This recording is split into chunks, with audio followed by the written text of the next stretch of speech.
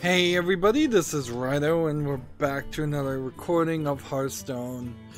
Hearthstone has decided to celebrate the Chinese Lunar New Year and give us a gold card. We'll look at it here in a second, but also take note that we have a 100 gold plus 100 dust quest, a 60 gold plus 60 dust quest, and then I assume this was the one I was sitting on before, so I might actually get these quests done and find out that I get another one, because they may very well have given everybody 3 quests today, which is cool.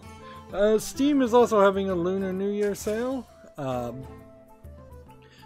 Spend $30, get $5 off. They got me 1 penny short. I had spent $29.99, and because the cheapest thing you can buy on Steam, as far as a game at least, is 49 cents, I had to spend $30.48, but then I got $5 off, so I spent $25.48. Not a terrible deal. There's also a couple of badges through tokens you get. There's a badge, and I leveled it up twice after buying that, and then I spent the rest of the tokens just getting pig emoticons, which almost certainly will be banned from use by this time next year. I mean, it's really dumb. I know it's Year of the Pig and all that, but just think for a second, Steam. Like, every time there's a woman on chat on Steam, there will be jerks spamming the pig. Every time anybody sounds like they are of any religion that finds pigs unclean animals, whether Jewish or Muslim or whatever, that emoticon is going to get spammed like crazy. So, I mean, I don't know what else you do other than, probably a smart thing would have been to do is just say, we have a fireworks emoji, several different fireworks emojis that can be in Steam Chat. Now, I don't know how many people really use Steam Chat anyways. I don't, certainly, but I mean, it's just not well thought out. Yeah, you could also have done Chinese lanterns, you could have done dumplings, you could have done things that would have been useful every year, quite frankly, instead of making new art. The sale is also on Steam, a pathetic reminder of how bad the Chinese video game development market is, because they barely could scrape together 9, maybe 12 games from Chinese game developers that they could promote and put on sale. Everything else, it's they put games made by Chinese developers below just games that are on sale in general. And the games that are made from Chinese developers, most of them I've never heard of, even though these were their top tier picks. And that is the problem, is like, I couldn't really tell you of any good Chinese developed games that don't just fall directly into, it's probably developed by a Western developer owned by Tencent or NetEase game, and they're not gonna promote, of course, Fortnite or something that's not actually on Steam. So then that puts Valve and Steam in a weird position where they could just kind of generically promote Asian-ish games, and they tried to do that. Certainly they didn't call it Chinese New Year sale, they said Lunar New Year sale to be more open-ended. I'm not sure if anybody would really buy that. Like, I think most Asians, I'd have to really ask a lot of Asian people from other countries whether they think it's a Lunar New Year or it's a Chinese New Year, and if they went back 100 years in their history, were their people still calling it the Lunar New Year, or were they calling it the Chinese New Year? Because I think probably, and this is the thing Chinese people say all the time, is historically everything came out of China. I think probably Chinese New Year historically did come out of China, but of course they claim a lot of things that definitely didn't. Let's see, we got some mods here. I would have, for the sale on Steam, just promoted AAA games and games that are on a big discount, and I would have shown more games, or I wouldn't have highlighted any games, and I would have just said mini games are on sale. Here, click here to see what's on sale on your wish list, and then just have it click right to your wish list. But I guess a lot of people don't use a wish list, so maybe just click here to see random games on sale. Having a special landing page and not really spending any effort on it just seems like a waste of time for Steam. But of course, this isn't a big sale, too. That's why I only spend $30, is because $30, then getting $5 off is a pretty good discount on top of games that are already discounted. But most of the games I bought were tiny 49-cent games that go on sale all the time. So these cards have changed. Cold Blood is now 2 mana. Flame Tongue Totem, which I think had been modified already, is now 3 mana. Hunter's Mark is now 2 mana. Equality is now 4 mana. And Lesser Emerald Spellstone is now 6 mana. So that kind of sucks. Let's re-roll this. There you go. A magical year. 20 spells, 25 turns. I can get all of these done easily. And all I really need to do is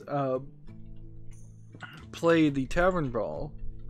And we really don't have a lot of news today either, which isn't super surprising. So I imagine we did get a glut of games that wanted to come out around the Chinese New Year, and that has now kind of fallen down. So we have Fireworks Tech, give a friendly mech +1/+1, or take 100 dust from it right now. And I'll just take 100 dust, because I'm not going to keep any gold cards. Call of the Void, and we have a Lipidome, which I can take 50 dust for him, too. And I guess there might be a point where I might have some other extras. All cards, extras, no results. Okay. So our count, this collection is nice and set. And we're on this, and I guess there wasn't a new card back they wanted to give. It feels like there would have been a card back last year for the new year. This might be a slight indicator. It would be ever so small, ever so slight an indicator that Hearthstone is no longer targeting the Chinese market, because that was what Ben Brode seemed like he was doing more than anything, is trying to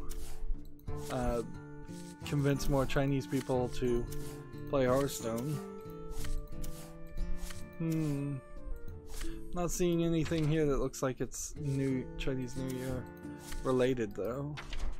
So I guess that's not what they were committing to. It's another card back. Alright. Let's see what the Tavern Brawl is. Let's see. Help Yogg-Saron find a servant. Your deck is full of wannabes who cast random spells with a random target when played. Is there anyone specifically I want to play as? No, then I guess I'll just play as the warrior. Wait time 1 minute and 58 seconds. Wait time 6 seconds to 1 minute. 11 seconds to 1 minute. Look at this, it's gonna keep going up. So this is an attempt to not infuriate people, I imagine, but this is ridiculous, certainly. To have the wait time just always move up as you wait longer. Because eventually here, what's going to happen is somebody's going to wait more than a minute, and it's going to say from 1 minute to 2 minutes, and it's just going to keep making up things, because the truth is that it doesn't have a clue. I don't know how a server would even be able to know how long the wait time would be. It seems like we did wait exactly a minute, and then we were given a hyper high priority. Gul'dan versus Gul'dan. Your soul shall be mine. I am your nightmare. Okay, what do we want to do here? These are all pretty high characters. So let's just roll those out. I'm still playing 60 seconds, but the game is so long, like, because I'm just playing one run through per episode, and I'm only gonna make like 5 episodes at this rate because I'm bored with it. It doesn't really have any variety with it. It's super long. It's not that good of an idea, or it's a kind of good idea that's just implemented badly. Do I have to? Okay. What was that? So everything we play is just going to summon something or do something crazy. Cast a spell. Major Nelson of Xbox, head of Xbox, promoted that he's giving out on Xbox Live Crackdown 1, which is like the second or third time that they've given away on Xbox Live or Xbox Games Pass Crackdown 1, but Crackdown 2 has not been made backwards compatible or anything. And so a lot of people are complaining about that and saying, when are we going to get Crackdown 2? Now, I don't think Crackdown 2 is particularly an amazingly good game. As somebody who played it, but there's I could see a reason, just for historical reasons I'd want to go back and play it. But I responded to him, and I assume if anybody looks at my response on Twitter, it's gonna be some secretary or something. I was like, actually, I'd like to see Crackdown 1 come to Steam, and frankly, I'm willing to pay for it, even if you bundled it with Crackdown 2 and made it some more expensive than usual. So if they came out with like Crackdown 1 and 2, all the DLC, and it was $25 to, I'd say at max $50 for the 2 old games, I'd pay for it. If they just came out with Crackdown 1 on Steam and it was all the DLC, I'd probably be willing to pay, I think $20 to maybe even $30 as a base thing, maybe then going on sale. I don't think I'd be willing to pay more than $30 for such an old game with whatever DLC was on it, if there was DLC. It depends a lot on the DLC too.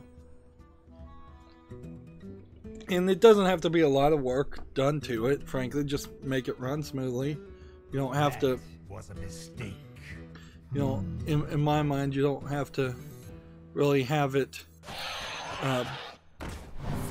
blow people out of the water and render the entirety of the 3 islands that are in Crackdown 1. Like, the view distance could be the same, the amount of RAM it uses could be the same. Everything could be just, here's a PC port of how the game ran there. Really probably don't have to upgrade the graphics or do anything like that.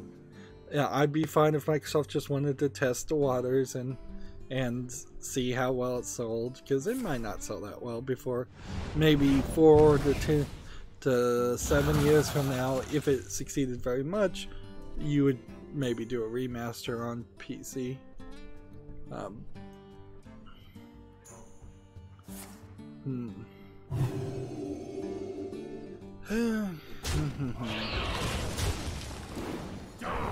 Apparently, whatever this hashtag the Hunt 2019 streaming thing that's benefiting St. Jude that Gearbox is promoting is still happening.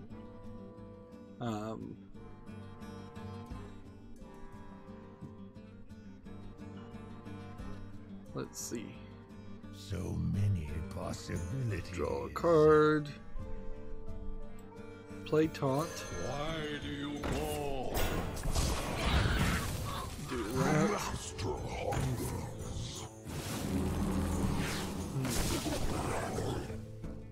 Do this.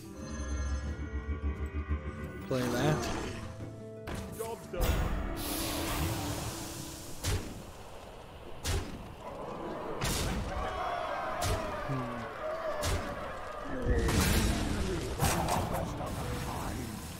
Okay, well that did something. Team YouTube just tweeted 22 minutes ago, what do you want to know about YouTube recommendations? The product team will be responding to your questions, feedback, and features. Request us Friday, and our community help. The thing particularly that that people would want to know about YouTube recommendations is who's in charge of it, what are the rules to be recommended on YouTube, and I assume this is trending, particularly and not just the algorithm based recommendations. I would like to know how that algorithm really works, but I don't think YouTube knows how it works, and I don't think it really does work. I think it's just kind of randomized, garbage in, garbage out for some percentage of it.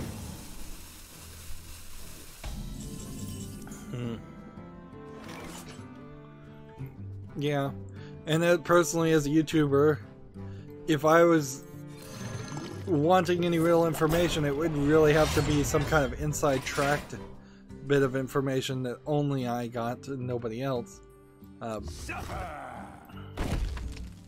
Because anything short of that is pretty useless.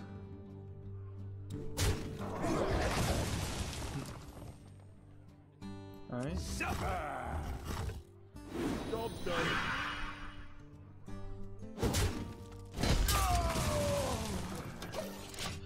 Let's see. The International Game Developers Association, the IGDA, retweeted somebody who is promoting a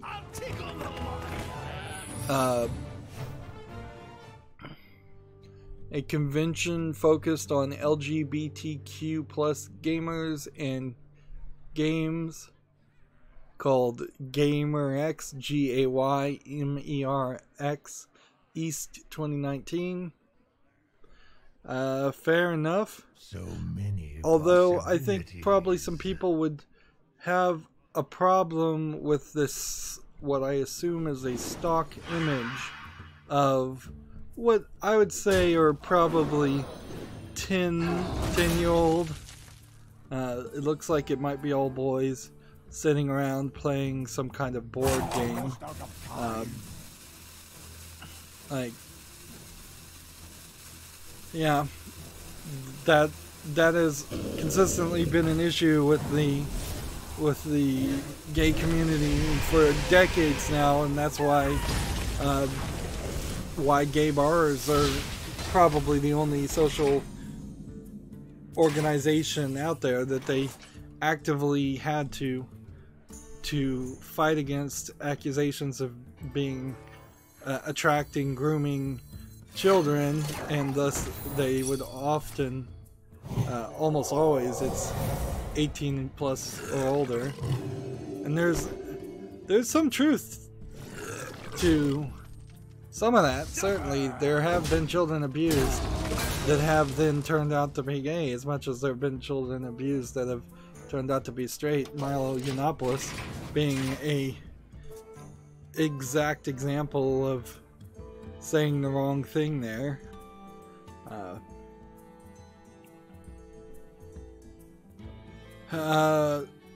OpenCritic retweeted somebody who says, I don't even know what this conversation is. Take-Two said its unannounced 2K game due to launch this fiscal 2020 before March 31st is still on track. And then somebody replied, got to be Borderlands 3.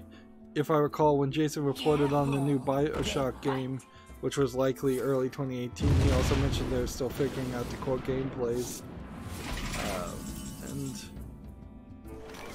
why this specific guy is kind of being signal boosted in what could be called a just total assumption.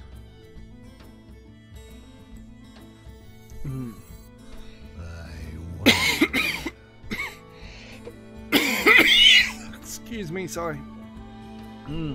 Your soul. I'm like wearing out my voice.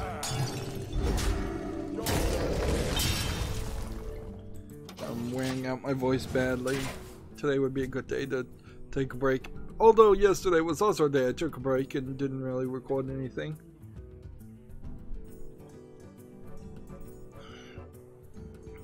I have a growing concern about just wearing out my voice totally and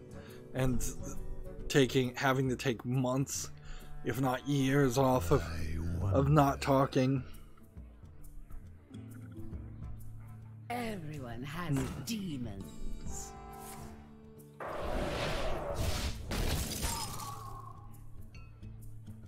Let's see. Let's see. Who is this guy? Open link. That's not gonna work. I have to kind of move the cursor, drag it this way to hover over his name. Well, he's followed by Jeff Keighley and 11 others, so whoever, and he has a One Punch Man avatar. That's about all I can say, but he must be some kind of industry insider of some sort, in the sense that he works in the industry. Total corruption, total power. Yeah, Borderlands 3 certainly could come out in 2020. It could come out earlier. It kind of needs to come out pretty quickly. 1 damage to everybody. How are we gonna do this? Behold, the absolute power of Wilfred Sizzleberg. That was worthless. I can't draw any cards. I can't do anything. I've lost. Yep.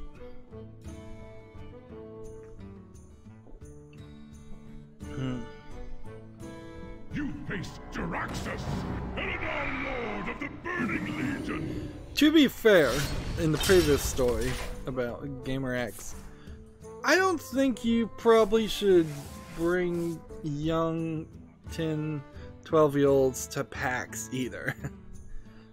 Quite frankly, I wouldn't take them to Comic-Con. Maybe not. I'd certainly be with them if I was a parent. I'd have at least one parent, if not two parents, looking at them at all times. But these are just not really super kid-friendly or kid-focused conventions in the first place. You're gonna have a lot of teenagers. You're gonna have a lot of just adults. Hey, there is a card back, marked by Hakari. Your card back has been corrupted. Use it to spread the corruption. Interesting. So apparently we're doing some backstory here to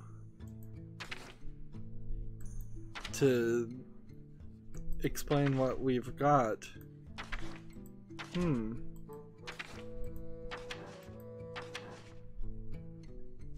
see, that just, let's see, look out, this card back's gone viral.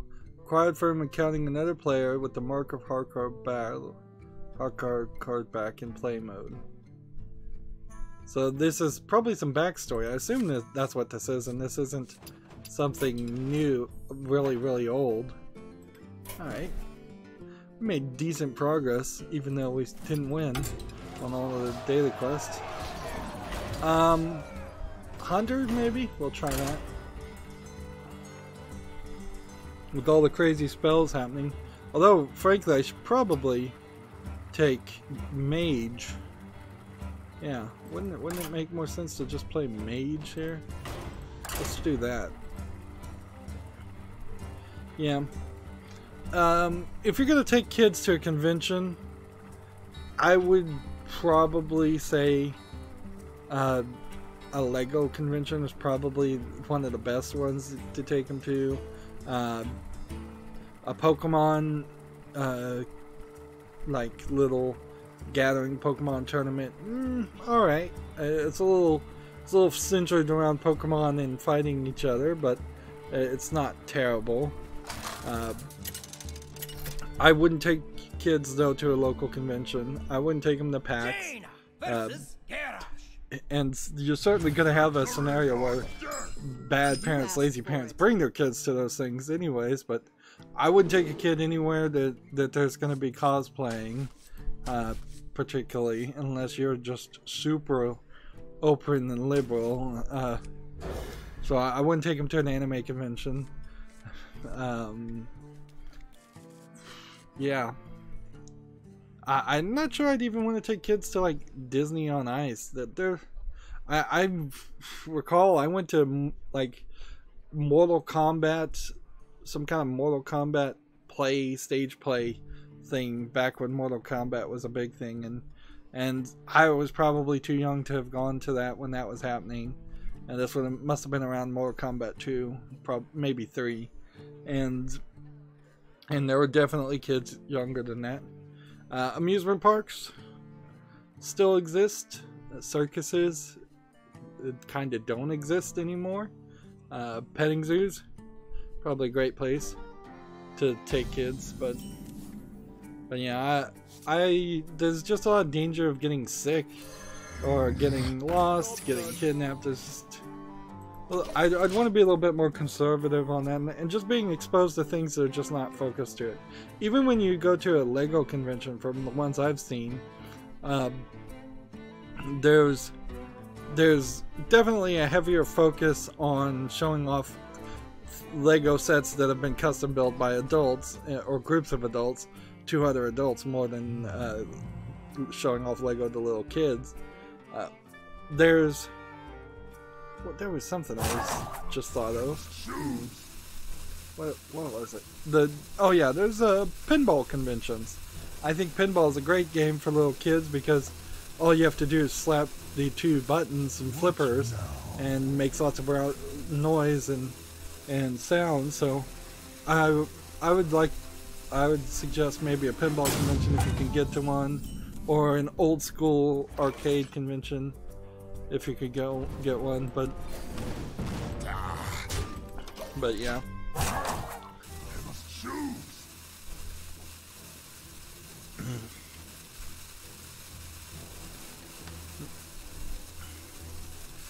Let's see, what else? We might as well start covering the news, I guess. Like, I really don't have a ton, so I think we may run into a situation here where it's going to be a shorter stream if I don't stretch things out, and I don't see a real reason to stretch things out. This guy's not even playing, so that means by the time I very possibly am going to win here, and then that'll just be that. This document looks legally binding. Job's done. Oh, come on, hit this guy once. At the very least, if you're going to do that amount of damage, you could do that. So GameIndustry.biz has an article. Warface team splits from Crytek to form Blackwood Games. The new studio will take over and continue development of the Warface franchise going forward. So, there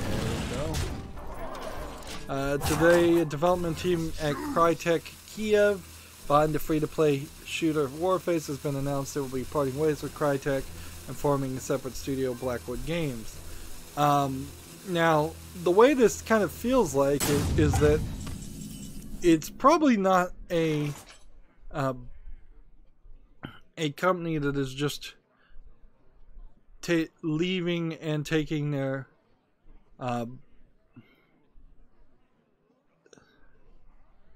taking a license to a game that they probably don't have the rights to. This feels more like what it is that Blackwood Games is probably a subsidiary or a spin-off of the parent company, and this probably, if I was to guess, is the beginning of the end for Warface. They're spinning it off to another company so that they can then shut down that company and lay off all the employees in a relatively short amount of time. Like, I don't even know what Warface is, so it can't be that big. Let's see. Warface is currently published by My.com in North American Europe. My.com had previously published games from launch in Russia and other nearby regions. This quote here was a... So yeah, this does not strike me as something that...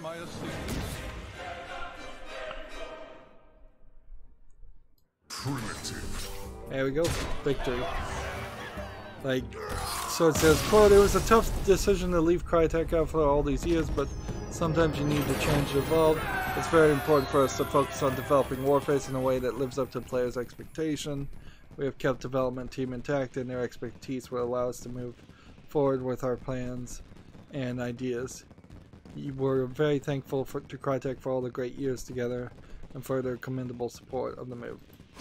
The only real other way you could put a spin on this and editorialize, ooh, good fortune, 60 dust. Good fortune, 60 gold.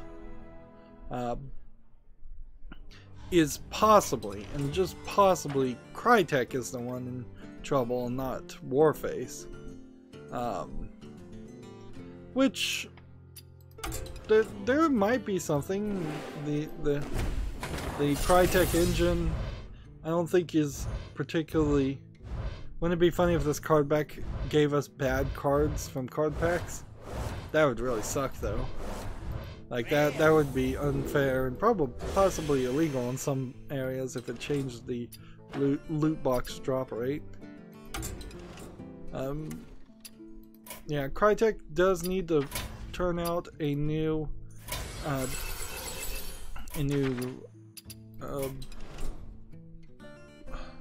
Cry engine and probably a new Crisis game. Spells. So if I just play Spell Hunter on this, I should be fine. But had I known, I guess it really wouldn't have changed much. Everything here is gonna work just fine. Yeah. It's questionable now, though, why you would make a game with the Crisis engine or the Cry engine over the Unreal engine or the Unity engine. Let the hunt begin. Or some in-house other engine that nobody knows anything about. Let's see. Wandering Monster is kind of not even the card you need for your first secret.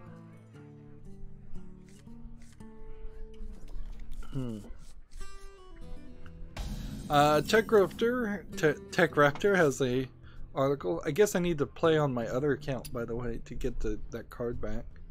TechRaptor has another article. OpenCritic is now flagging games which contain loot boxes, so there will be a new badge. I wonder if that means that I will see those badges within the Steam plugin that I have installed that sometimes pulls the information from OpenCritic. I imagine maybe. Depends on how much, if that plugin needs to be updated and if it has been updated. So even early on here, I think everybody has corrupted card back. So you would just... The only people that won't have the corrupted card back are people that literally have not played Hearthstone in a very long time. And in fact, I think very possibly everybody would get it. Because if it's just your card back gets corrupted as soon as you play somebody that has it, if everybody else has it, then that would be that. Alright, look at the top 3 cards, and let's take that.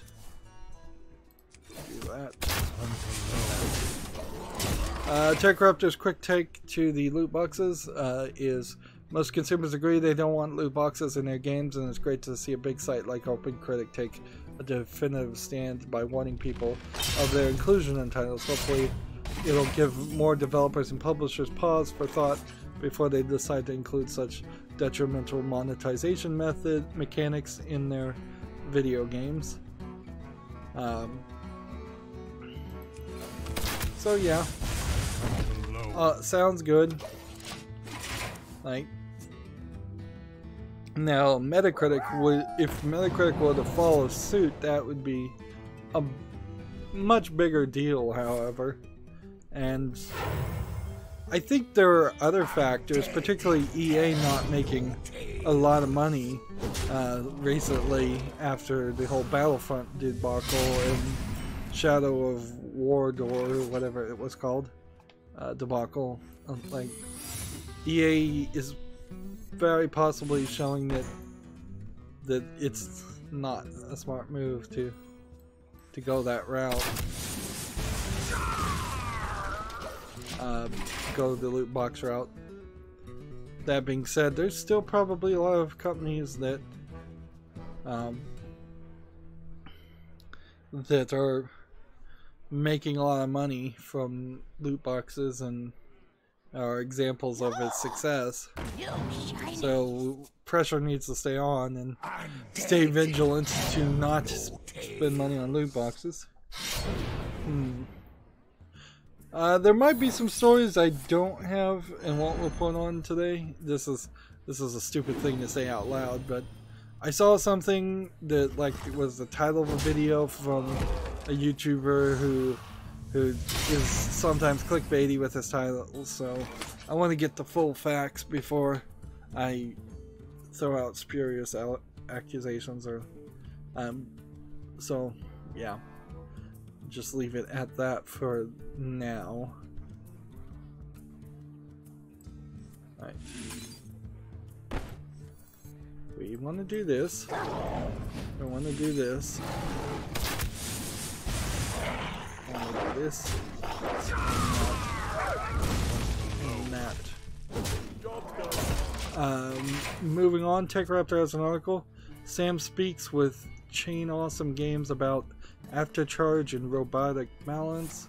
This is some kind of interview about some games I don't know anything about, so that article is there if you're interested, but they're probably talking about games that aren't anywhere close to being released either. Returning back to EA, Gamma Sutra has an article. EA will lean harder on Anthem and Apex Legends after a, quote, difficult quarter.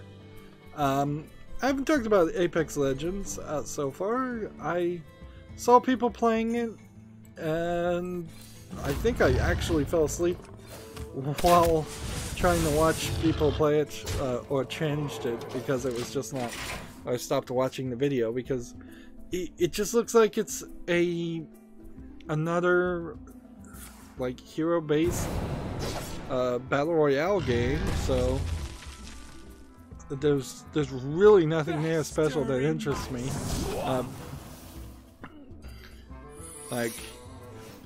Let's face it, unless it did something extremely extreme, and it does. I think Apex Legends do have a like execution moves some of which I think you buy for like skins, and they're really expensive. So like there's some of that, but there definitely are some skins that are like selling for $20.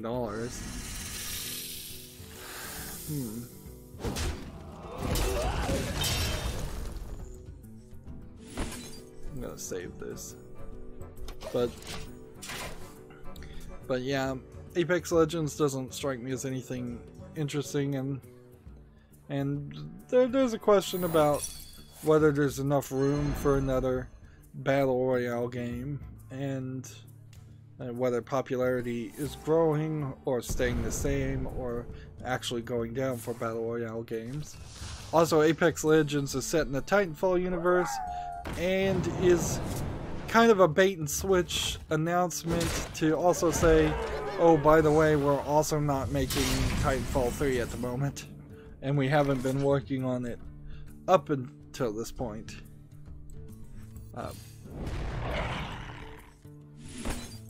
Let's see. This guy's gonna do 6 damage.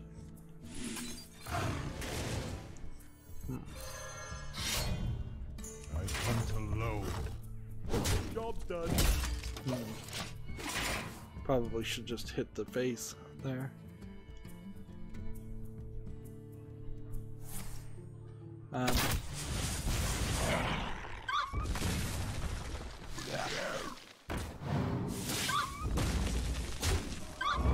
Anthem, on the other hand, also there's been a lack of interest on the Anthem.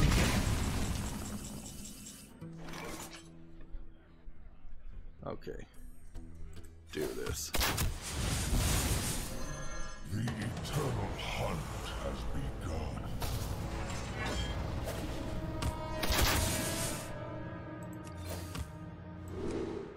Right. Adjacents get +1/+1, and Poisonous and Rush. Kill that. Job done. In the turn. So the article from Game Researcher goes, Electronic Arts published its latest earnings reports today, and its weaker than expected third quarter based on the fact that the company had lowered its revenue outlook for the future. Based on that fact, the company has lowered its revenue outlook. EA shares went down 9% following the news. The company lowered projections for its full year adjusted revenue from $5.2 billion to $4.75 billion, attributing the cut to a challenging third quarter, which ended December 31st. So this is Battlefield, Battlefront, and whatever else EA tried to sell during that time. There's a quote here. Poisonous Rush. Let's do this.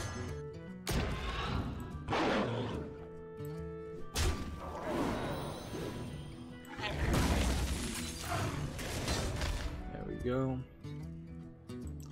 The video game industry continues to grow through the year of intense competition and transformative change, the chief executive Andrew Wilson said. Q3 was a difficult quarter for EA, and we did not perform to our expectations.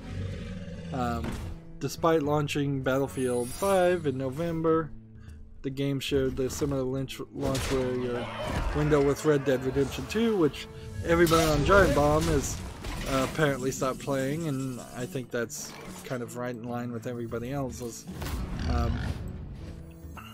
Red Dead was attractive but didn't have any real staying power. Let's see. Armor and Echo and Rush. Okay.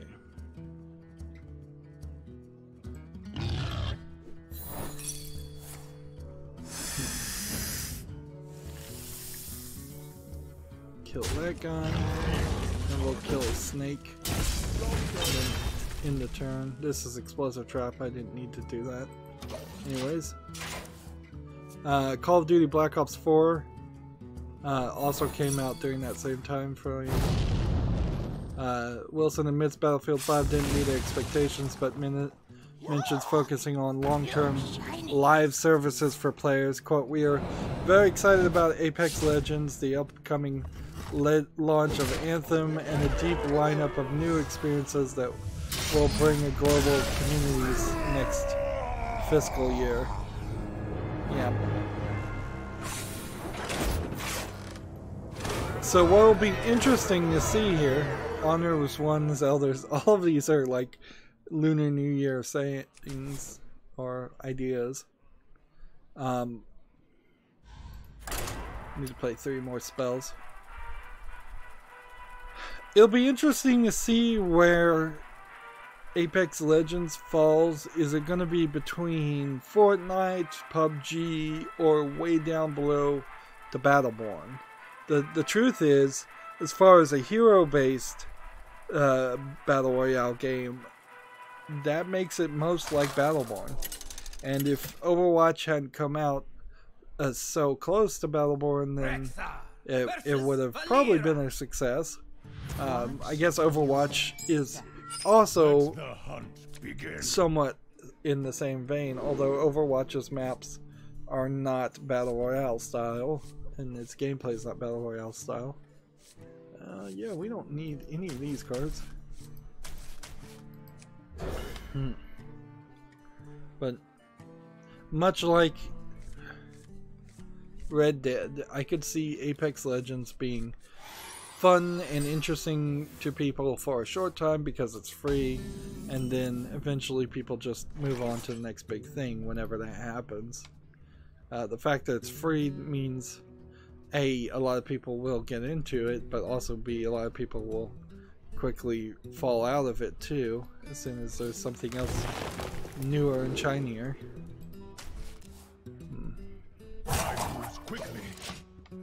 Let's see. TechRaptor has another article. Experience Halo like never before with Halo Outpost Discovery. What is this? Coming this summer, Halo Outpost Discovery is a real-life interactive exhibit with a plethora of interactive activities. Oh yeah, and where is this going to be?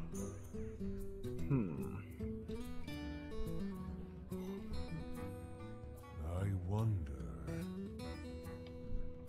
Let's see.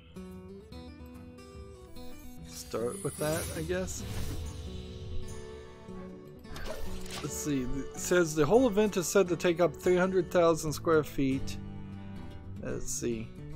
Halo Outpost Discovery is going to be featured all across the United States this summer, starting in Orlando on Friday, July 5th, and lasting throughout the weekend. You can see a full list of times as well as where to buy tickets on the official website, although the tickets are not inexpensive, which means they are expensive.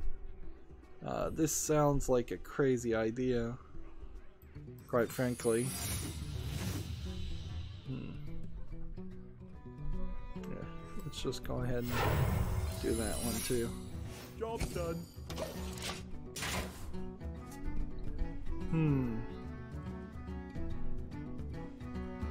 Mind if I roll need?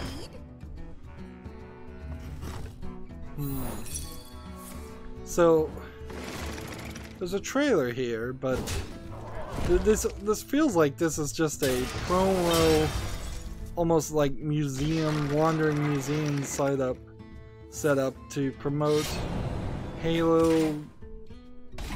Halo game. That, I mean, we know the next Halo game is in the works, so this probably is just straight up advertising for the next Halo game that probably will come out within weeks of this finally not happening anymore.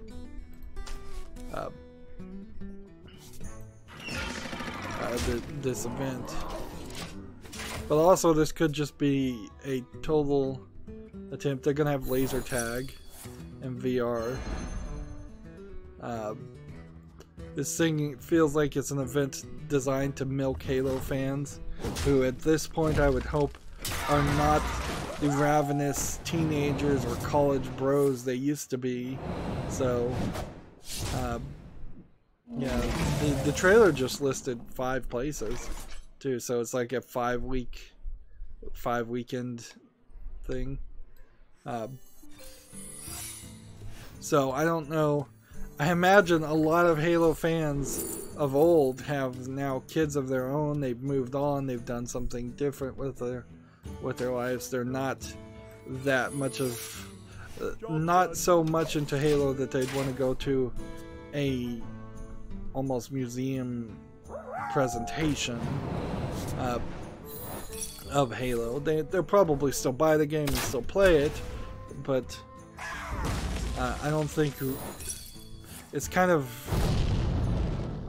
unlikely that you would have been able to leave the fans hanging for the Halo franchise for so long and not have a lot of them just move on.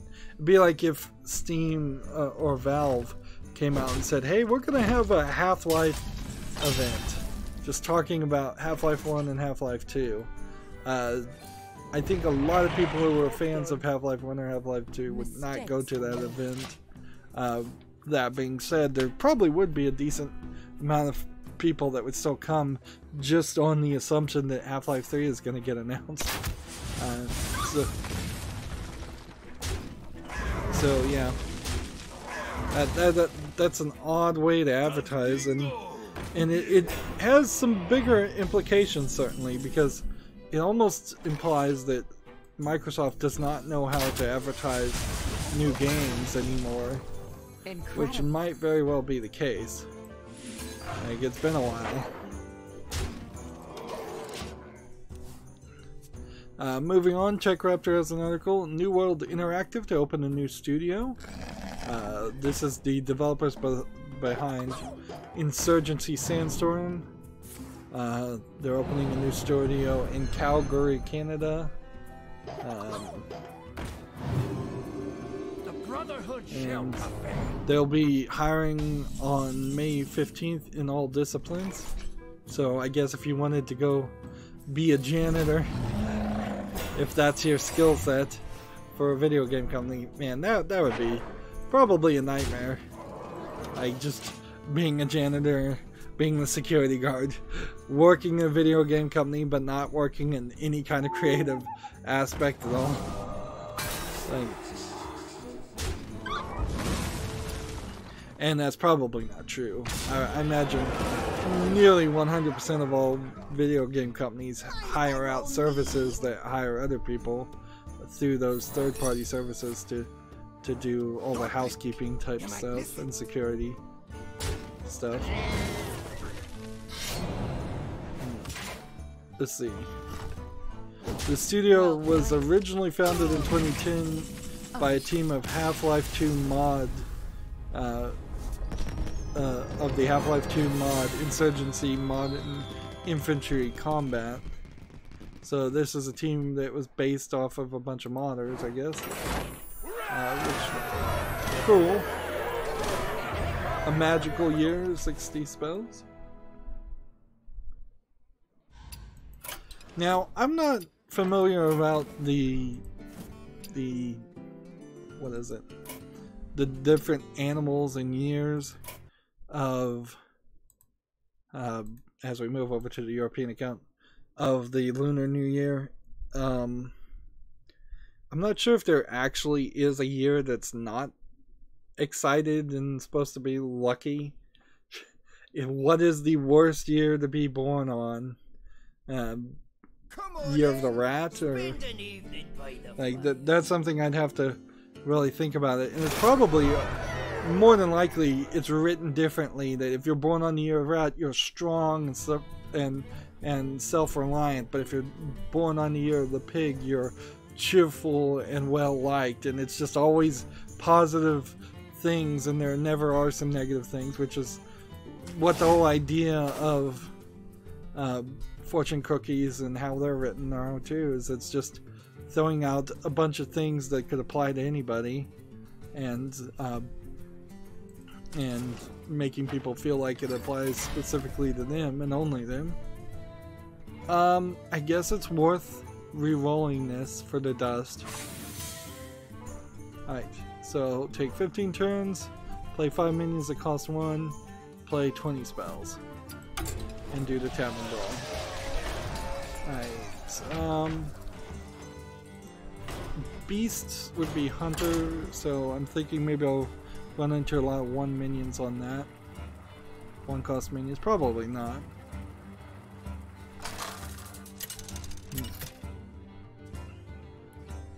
Let me read this.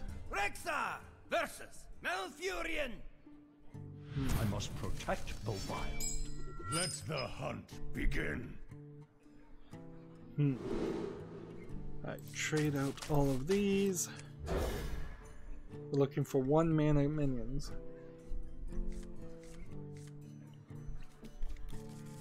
Didn't get any. Alright. Tech Raptor has an article. Here we go. Ah, I didn't know that these would work that way. We'll see if Well Played also does that. Tech Raptor has an article. Here's how to organize all the different PC launchers into Steam. Let's see. Let's see. There's a bit of talking about the state of PC launchers right now, it says. So if you want to skip straight to how to organize your library, scroll down. On the PC, the list of game clients that might have been installed on your system likely includes Steam, the biggest of the bunch, released back in 2003 originally, a DRM tool for Valve released games. Only, that was originally all it was. And people kind of hated it from what I hear during that time.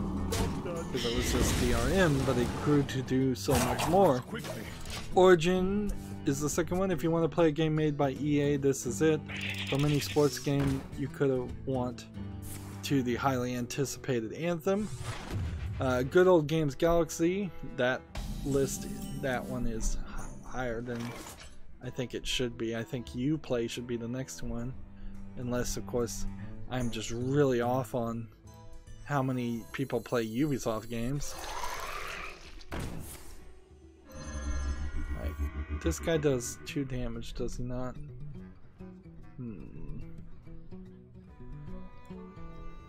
Magnetic and poisonous. What am I trying to do here?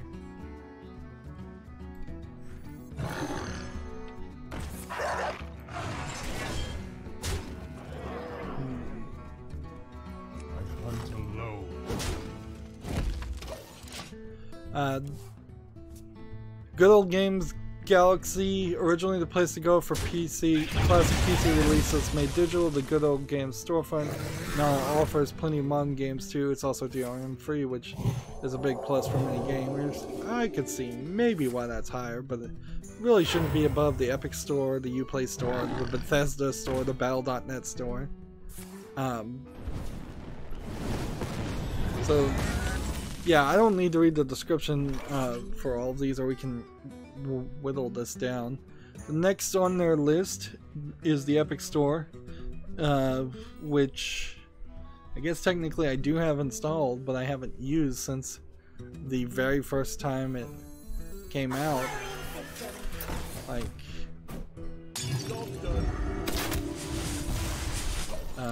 then the next on their list is Uplay for Ubisoft games, Bethesda.net for Bethesda games, Battle.net, or Battle.net is what they're saying it's called. Is it really just called Battle.net? For Blizzard and Activision games, which, again, I think Battle.net should be higher than Bethesda and Good Old Games, and probably even the Epic Store. Overwatch is a big game, or Heroes of the Storm, or World of Warcraft. The Windows Store for Xbox games, primarily, funnily enough. Everybody by default has the Windows Store installed on Windows 10, I think, but that doesn't mean anybody's using it. Bow to the fang and claw. There we go. There's a bunch of one. Aim and fire. Job done. And then they say Discord. Wait, what are you doing on the list? You sell games too? You have exclusives? And the list goes on and on. Alright. So it says stage 1, gather up all your tools and put them in one box. Make sure that the game you want to add to Steam is currently installed on your computer. Yes, it's a bit of a shame that this will only work with installed games, but if it's just allowed to keep track of your libraries, everyone would be doing it. I don't understand that sense, but if this just allowed you to keep track of all your libraries, everybody would do it. And see, that's ideally where I'd like to see some potential even law that says, hey, no, you have to work together, companies, and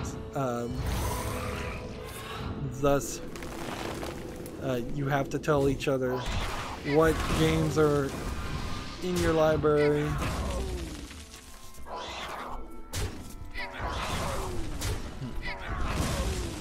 What games are in each other's libraries and integrate. I'll leave that alone. Hover over any games on top of your client and hover over games on top of your client and select add a non-Steam game to my library. See, this seems like this is just a really long tutorial about how to add a non-Steam game to your library. And then stage 2 says make them look all pretty together. One for the boss, two. Which seems like they're just promoting use of the game, the software depressurize. But no, they haven't even mentioned depressurize. Yeah, now option C is use depressurize, which is the newest versions. Alright, it does still feel like you run into a pretty high chance of screwing yourself up and ruining any kind of organization you had before if you use depressurize. Otherwise, I think you're fine.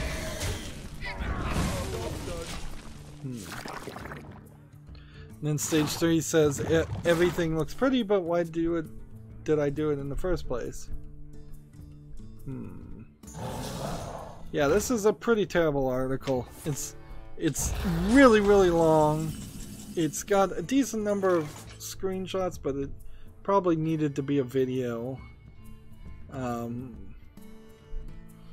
it's really not saying anything that I think people didn't know.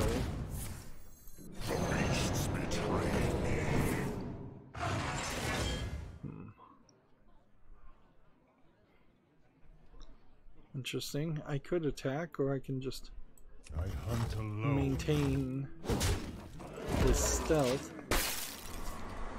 So yeah, that's a pretty worthless article. I spent way too much on this. GameIndustry.biz has the same article. Insurgency developer New World Interactive opens a Canadian studio in Calgary, Canada.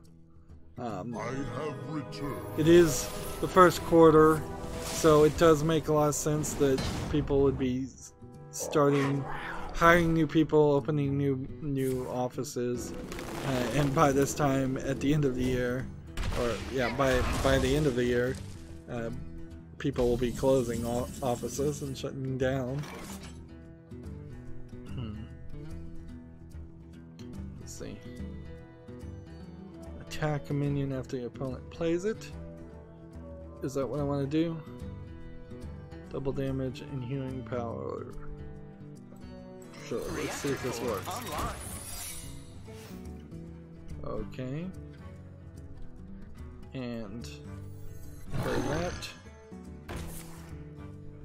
Should have played this. Should have played that a long time ago. Alright, what do we want to do?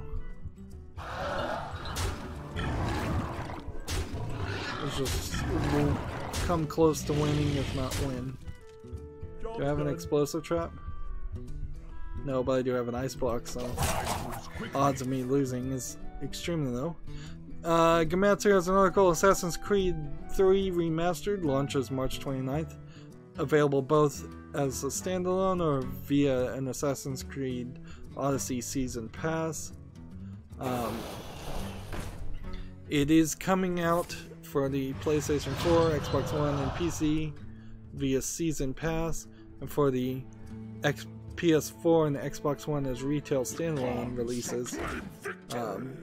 So apparently the PC version does exist. The question will just come down to, will the Uplay automatically upgrade people who already owns Assassin's Creed 3 like me?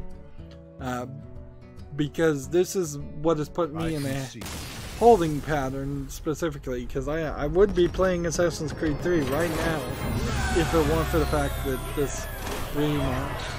Let's see. And I guess we're going to get the card back for everybody, each account. A lot of noises there. And how are we doing here?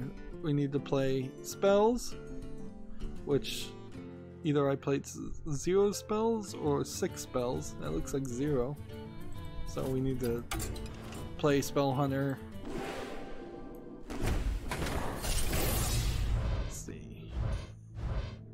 Could use a nice epic or legendary for the European and Asian accounts, but no such luck. See, that would be kind of interesting, is if they came back and said, oh, during the Lunar New Year the drop rates were higher, so now's the time for you to spend that money. Disenchant that for the dust immediately. That's not new. That's not new. Alright. And card back. Alright. Tempo Mage. Or where's the hunter? Mid-range hunter. Let's look at the mid-range hunter just for a second to see how many spells he has. I guess we're gonna play Tempo Mage, which will give us a little bit of a variety. Yeah. I'm not skyrocketing up in the ranks so far. It's only been like one day that I've played, but yeah. There's definitely something there that's kind of irritating. I don't know why it's working that way, but it is. Gamatsu has another article, Samurai Warriors 5 development in the trial and error phase, announcement due by 2020. Enjoy another Samurai Warriors 4 release in the meantime, is the subtitle. Trial and error phase is a weird way for that to be translated from Japanese. I have to say that's not something that would be said in the Western world. You would call it in the alpha phase, pre-alpha, that made up concept, or beta phase if it really isn't the beta phase, but I don't think it is. I think if you're the closest equivalent you would say is trial and error phase means it's alpha because they haven't locked down all the features yet, so they're trying things out. Let's see.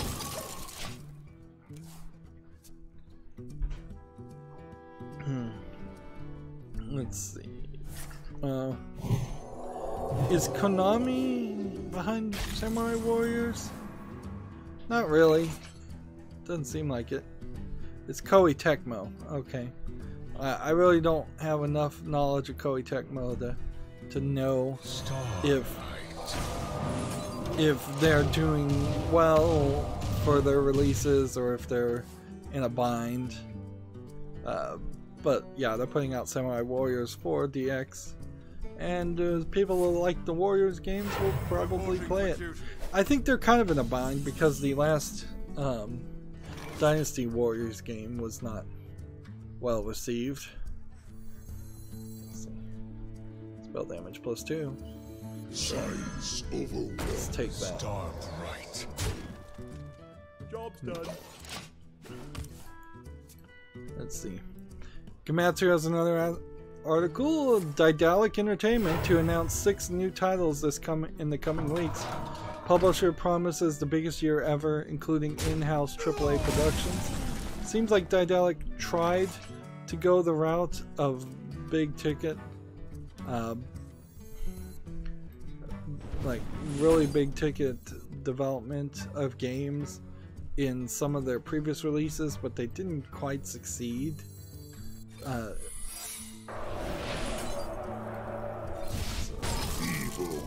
Like, I'm not 100% sure I have confidence in Daedalic being able to make great games.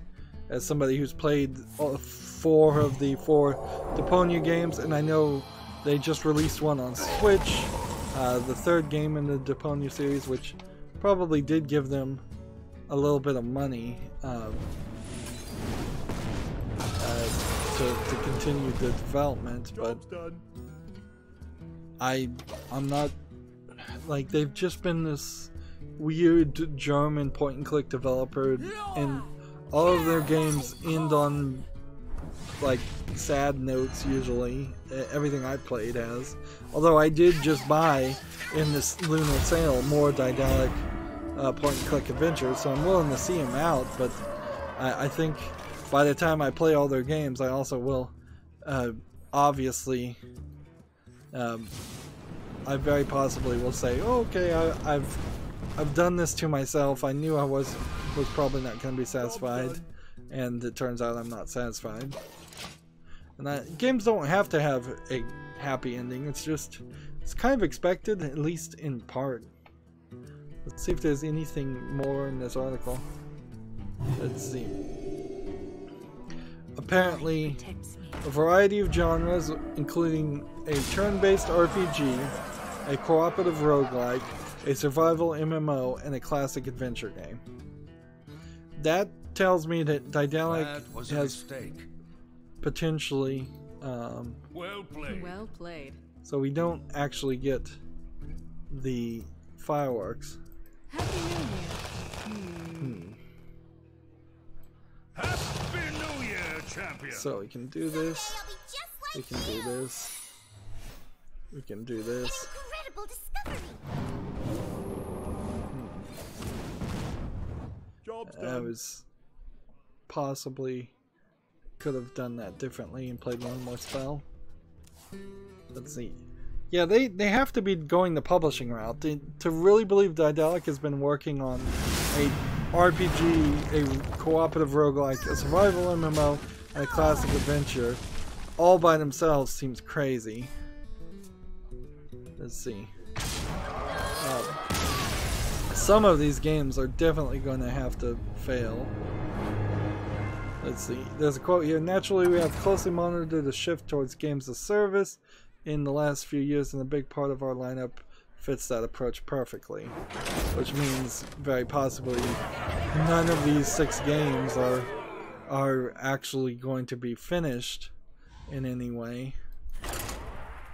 We want to, another quote here, we want to offer players high quality content for these games over months and years after release.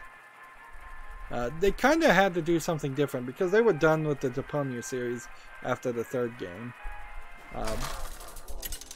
And the 4th game, Deponia Doomsday, feels like it's made by a completely different team and was just buying them time.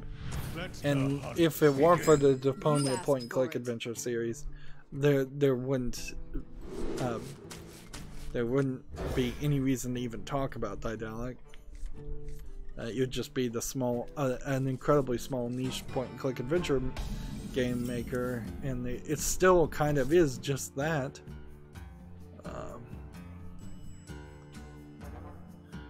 I'm just gonna hold on. The CEO or whoever they were interviewing says Daedalic still plans to deliver its trademark adventure games throughout the year. Quote, adventure has always been a cornerstone of our success. Our community can look forward to some of the most popular and iconic titles becoming available for consoles throughout the year. So yeah, we kind of already knew that. The Goodbye Deponia, the third adventure in the Deponia series, launched for the PS4 and the Xbox One on January 30th. Intruders Hide and Seek, a PlayStation VR compatible thriller developed by the Madrid-based Tetra Studios, will be the first of many new Daedalic publishing titles to come, which launched February 13th. And see, I think, yeah, this is interesting. Like, it would be pure baseless speculation, but I wonder if Daedalic, as a German company, I'm pretty sure they're a German company, might be benefiting in some small way from Brexit. Like, certainly I could see companies in the UK just leaving straight for Germany or other parts of the European Union and shifting their partnerships around because of that.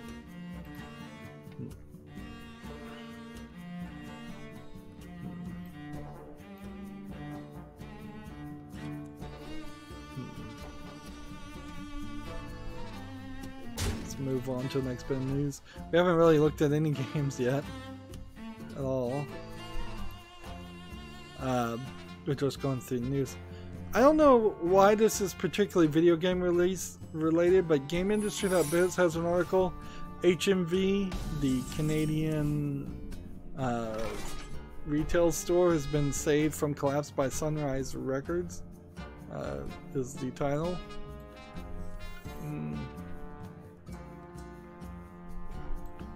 Can we do this? Starlight. And that.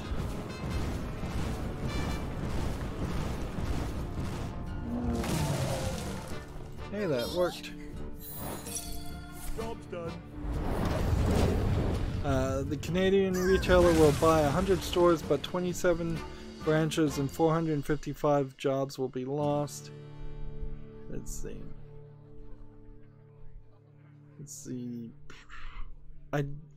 HMV entered administration just before days after Christmas, which was like bankruptcy.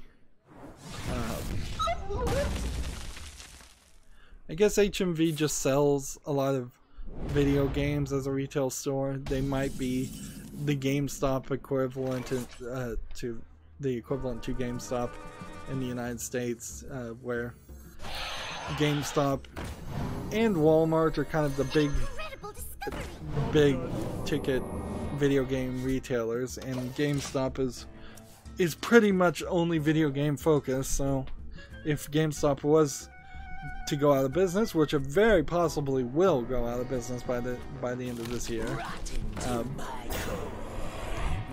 that would be a slightly big deal. There are still plenty of parents out there who are not willing to order video games online, or who are not really super hyped on their kids playing video games in the first place. So if kids can't drag their parents to a physical location and say, buy this for me, it's right here, come on, do it, don't think about it, don't think of any excuses, just buy it. If the kids can't nag them, if the kids can't get into a store, that's probably going to be lesser sales. Although one would make a very good argument that consumerism like that and designing products that are at least in part designed to make kids nag their parents into buying things is not good for society in general. On the other hand, a lot of parents also will neglect the power of play and how helpful that is to socialize kids and teach them hand-eye coordination. A lot of parents will straight up just neglect their kids in general, and give them only the bare minimum. A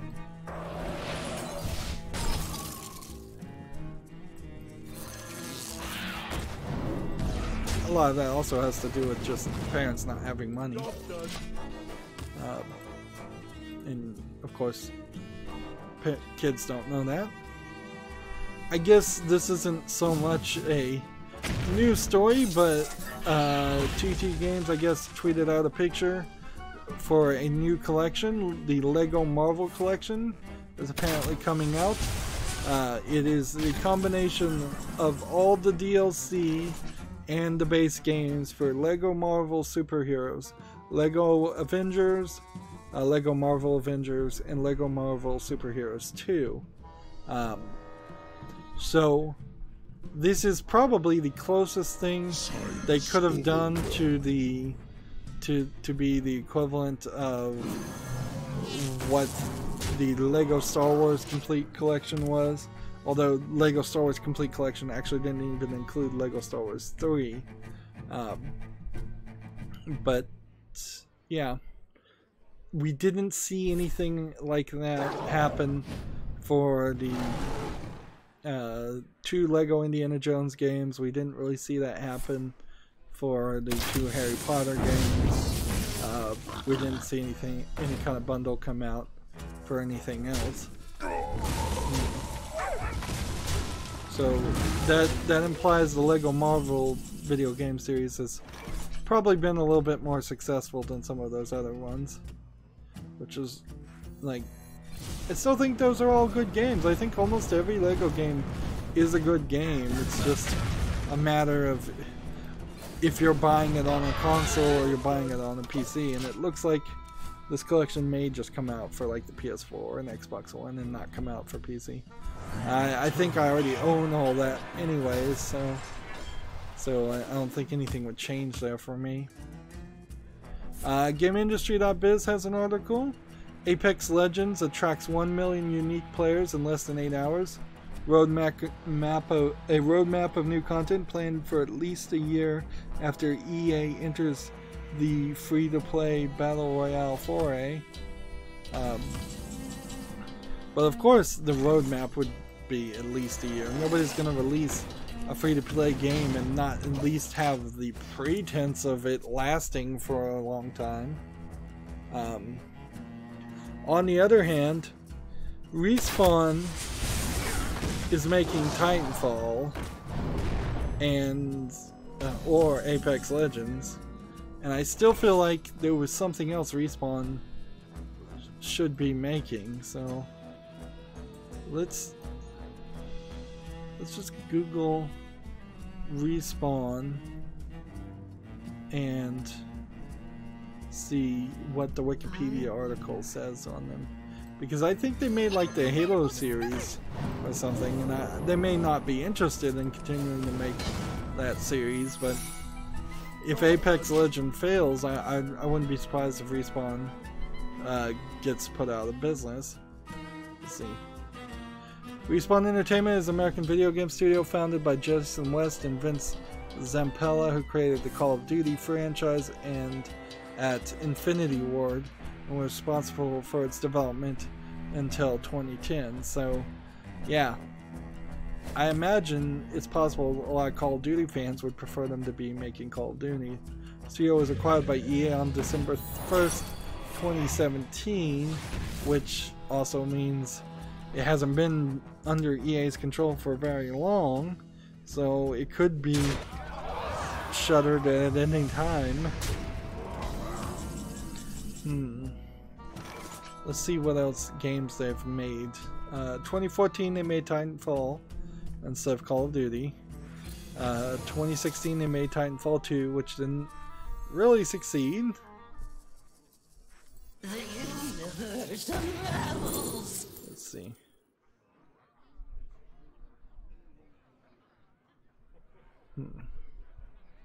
What do I need? I'll take that. I found it first. And we'll hit that. Job done. In 2019, they released Apex Legends, and they have an untitled virtual reality product for Windows, and apparently Star Wars Jedi Fallen Order has been to be announced, and Yeah, I bet that never comes out. Yeah, I could see Respawn being shuttered even if Apex Legends succeeds, quite frankly. But I guess if it succeeds hugely, they'll just be left to run it forever, for years and years.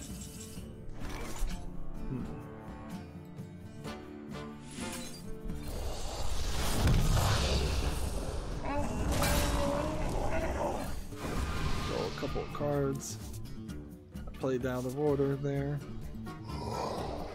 I see you all. I'm about to lose, but it may not matter because I may have played enough spell things.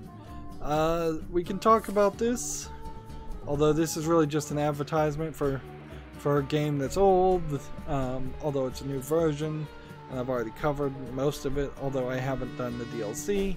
So we have the Talos Principle Gold Edition right now is 87% off. I think that's a pretty good deal.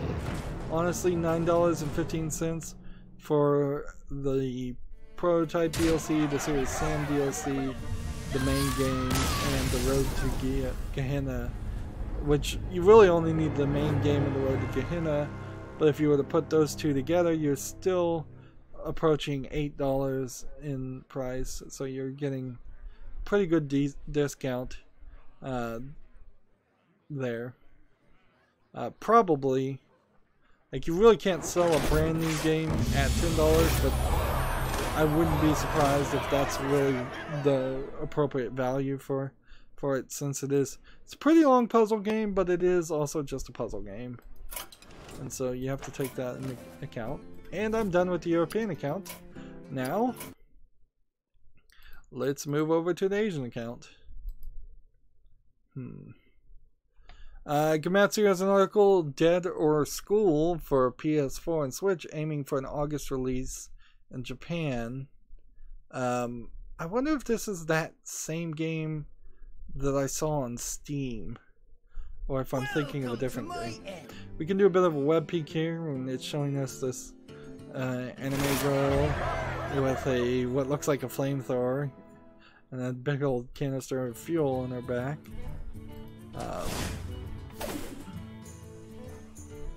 Let's see. They're saying it's a side-scrolling action game. Let's see, do we want to re-roll something here?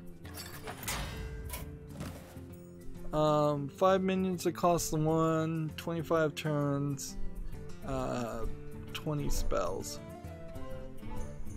I think 5 minions that cost 1 is kind of difficult. So we'll roll that. There we go. That's easy enough to do. These are really easy daily quests. I wouldn't be surprised if there are no 50 gold quests coming out right now. Right. So spells are all we're trying to play, so we should play as a mage anyways. The game which is currently Steam Early Access. The version on Steam Early Access is $11.99. I'm surprised this game is actually coming to the PS4 and Switch, particularly the PS4 at this point.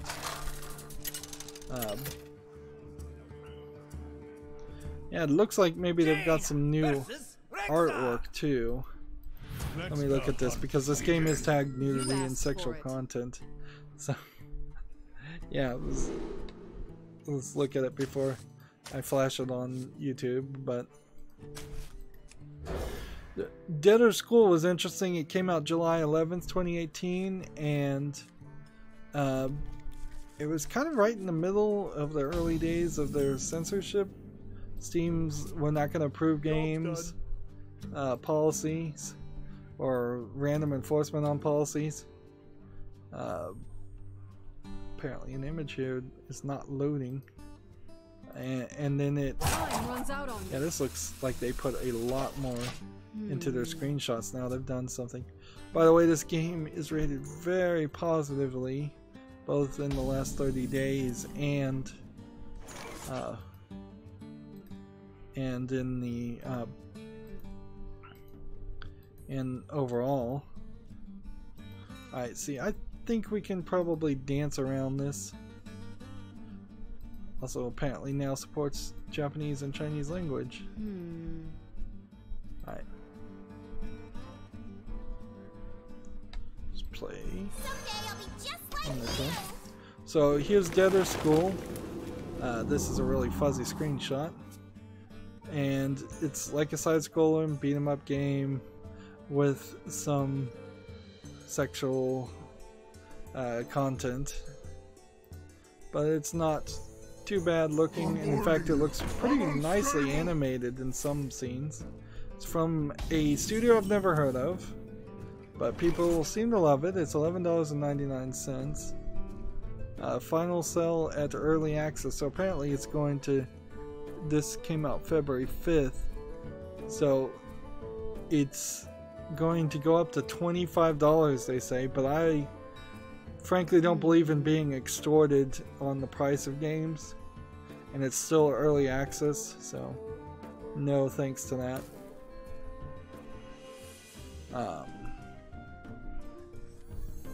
Can we do that right now?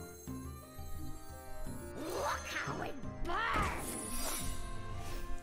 Me? Job's done. So yeah, I'm surprised Sony would even consider Debtor School, but apparently it is. Although, I also wouldn't be surprised if some developers of games just say it's coming to the PS4 because they've started early talks of it coming to the PS4, but they haven't gotten any contract signed or anything that would lock Sony into it. I bet Sony never signs a contract that says anything like, oh yeah, you have to publish this. We may actually enter a new return to unlicensed games that are playable on consoles, but if we were to do that, that would be via only modded jailbroken consoles, because it's not going to be as easy as the NES days when you could just bypass the security chip pretty easily, or if there even was a security chip. Moving on, Gematsu has an article. Cardfight Vanguard EX announced a PS4 announced for PS4 Switch. It's due out in the fall of Japan. I don't know what Vanguard EX is, but I know a lot of card fighting games are still really popular in Japan and Asian countries. Just like you. Maybe my What's on Steam Twitter feed is broken, or maybe I'm not watching it. I did go through my Twitter feed and I unfollowed and some people, just did a little bit of cleanup of some random people that I had followed, mostly esports teams that I had followed because of some giveaway, and I've fallen out of favor of spending any time or energy trying to win free games or free stuff. So yeah, that's not something I'm really doing anymore. Even like getting a free Steam code, it's not worth the effort these days, and I have so many games. Squire, attend me. Yeah, this game Vanguard EX looks fine. It's coming out PS4 and Switch this fall, but I don't know how popular it will be, because to my understanding, there's quite a few like collectible card games and such in Japan that are not super popular. Just things that are sold in vending machines. Next spell is +2. Control a secret. Play that. And Someday I'll be just like you. then play that. Starlight. Job's done. Well played. And do that. Happy New Year. Well fought. I can Gamma Sutra has an article. Get a job. House Marquis is looking for a lead designer. That's in Helsinki, Finland. If you're interested in that. Gamasutra has an article. Microsoft Studios renamed to Xbox Game Studios in a bid for better branding. I think that's a smart move. Yeah, that makes sense. I think Xbox has better branding than Microsoft does, and frankly, Microsoft is just the boring old title for Windows and business services. I wouldn't want them to go as crazy as to say, instead of making Windows 11, they're going to make Xbox Operating System 1. Though, that would be silly. Let's see. And what do we have new? We have this card, which we can disenchant for 100 dust. I guess we won't disenchant this one. Apparently I don't have fireworks technicians on the Asian account. And I guess we're not really going to see any big change of gameplay styles on the Asian account, just because it's Lunar New Year. Maybe slightly fewer people are playing. I don't believe we played somebody who had the corrupting card back though. Interesting. Let's go over to the shop just for a second. There's a New Year bundle. It doesn't come with a card back. And that's about it. What do we need to do? Play spells. Let's hope that this hunter deck is Spell Hunter. Or let's save ourselves some frustration and just go look and see what it is. Spell, spell, spell, spell, spell, spell, spell, spell, spell, spell. That seems like a Spell Hunter deck if I ever saw one. Moving, trying as fast as possible to move quickly. Let's see. So it would be really ridiculous if now named Xbox Game Studios got changed back to Microsoft Studios, or if they gave up on the Xbox branding, or if Xbox was spun off as its own company. I don't think any of that has any chance of happening. But yeah, there I guess might have been a small chance that instead of making an Xbox 2, they would change the name, but not a lot. Quite frankly. You asked for it. Let the hunt begin. Let's see. Yeah, we already talked about that, so I don't need to reference that tweet. Somebody tweeting about Daedalic's big plans. Of course, Daedalic is a German company, so the tweet was in German. So, Gamasutra, we already talked about this article, so we don't need to talk about that. It was from the same place.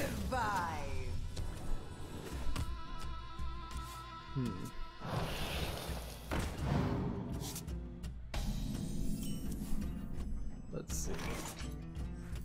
Discover secret. That.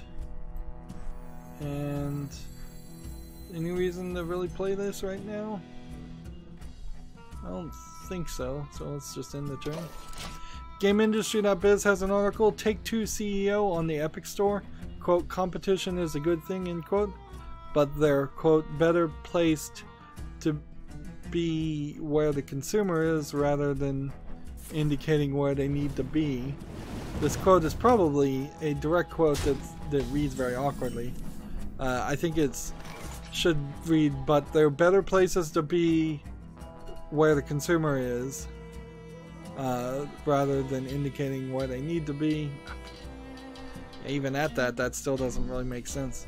I think what he's trying to say is competition within Steam itself is good, instead of forcing people via time exclusive to go to the Epic Store. Let's see if I can pull any more sense out of that sentence. A lot of these articles are terribly written. Either that or I'm just forgotten how to read English. Here, there's a quote. "We think it's very difficult to try and attract consumers only through a wholly owned captive site," he tells us. Yeah, well, okay. We'll do that. And let's go and do this. And we'll take that. What does this guy do? I guess we'll do that. There's another quote here. "That's not how consumers shop. To use an analogy that doesn't speak to our business, if you read Random House books, I presume you can get them directly through Random House, but you probably don't. You probably go to Amazon or other sites. So if you have something incredibly powerful, then I suppose you can say to the customers that it's only available here, but generally speaking, when it comes to broad-based entertainment offerings, you are better placed to be where the consumer is." Okay, in the longer sentence that they quote mine, it kind of makes sense. Rather than indicating to the consumer where they need to be. Yeah, only when fully quoted does that sentence make sense. What do we want to do? Let's do this first. And then do this. And then do that. Do that. I hunt alone. Let's kill that guy. Let's see. The quote continues, "If your focus is solely on capturing retail margin, then you have to be very convinced you're going to be a great retailer. That's not something that's in our DNA. We make entertainment. We're really not a retailer." And remember, this is take two.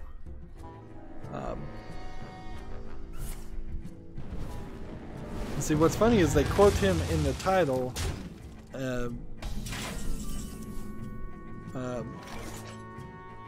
Well, I guess maybe they do a better job of quoting him later on, but yeah, it's a mess. Definitely a mess.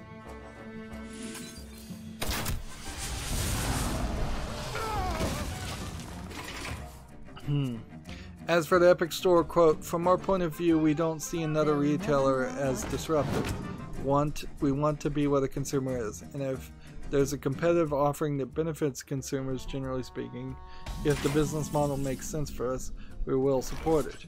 We want to be where the consumer is. We see competition on the retail side to be a good thing. It just means more distribution." So that's almost a confirmation that Take-Two would not be interested in an exclusive deal. Like, they'll be on the Epic Store, which was fine by me. I never was gonna complain about somebody going to the Epic Store and coming to Steam. I don't think anybody legitimately can make much of an argument against that. It's just the timed exclusives that were the problem. Let's see. Is there anything else? There's a quote here. "We didn't see the kind of disruption in the last shift that we have seen in prior disruptions." And this was around the displacement from moving from one generation to the next. One generation to the next, I assume, of consoles.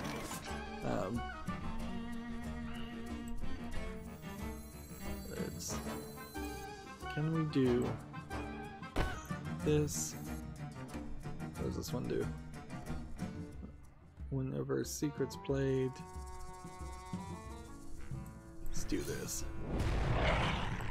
And then do this.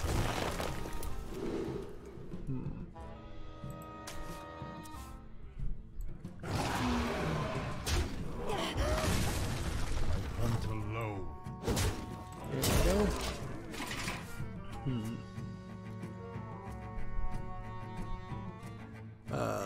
Yeah, this article goes on to talk about new platforms. So in a quote here, "I'm not trying to imply developing for a new platform doesn't require work. It does.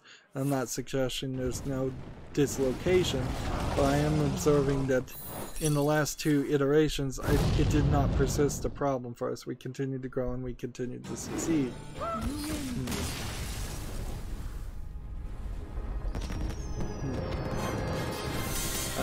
At the bottom here it says, Take-Two has a busy year planned with a major unannounced title from 2K Games, plus new games from the private division label, Outer Worlds, and Ancestors, the Humankind Odyssey.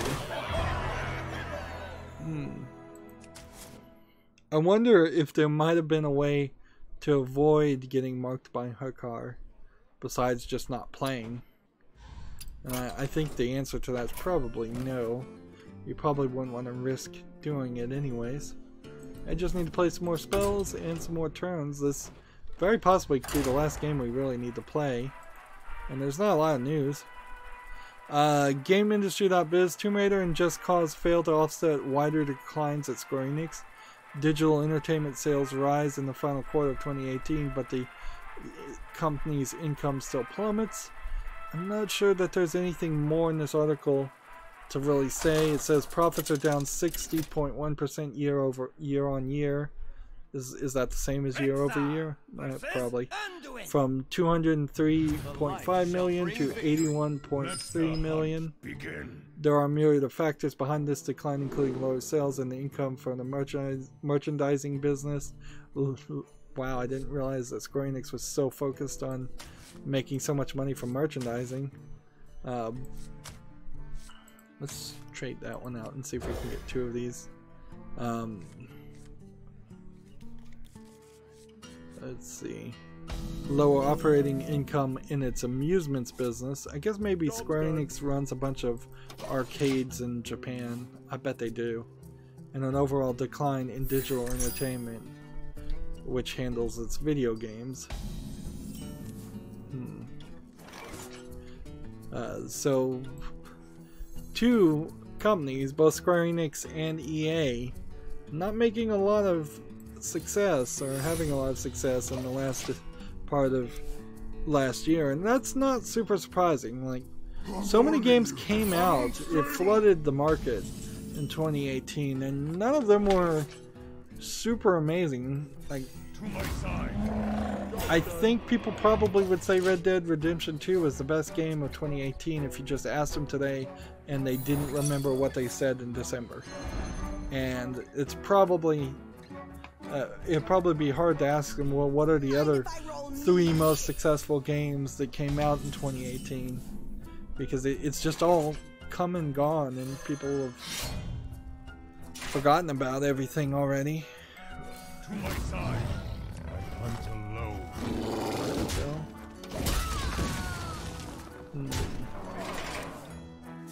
Square Enix in particular has a uphill battle. I mean, they have Kingdom Hearts 3, certainly, and that could make them a lot of money, but it also very potentially is going to be a scenario where I hunt alone.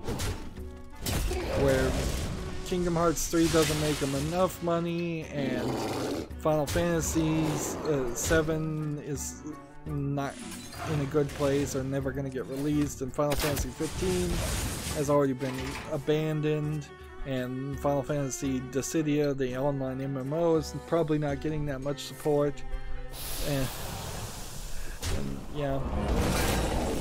So I could probably go through the entire list of Square Enix games, recent Square Enix games, and give you a reason why each one of them are potentially in trouble.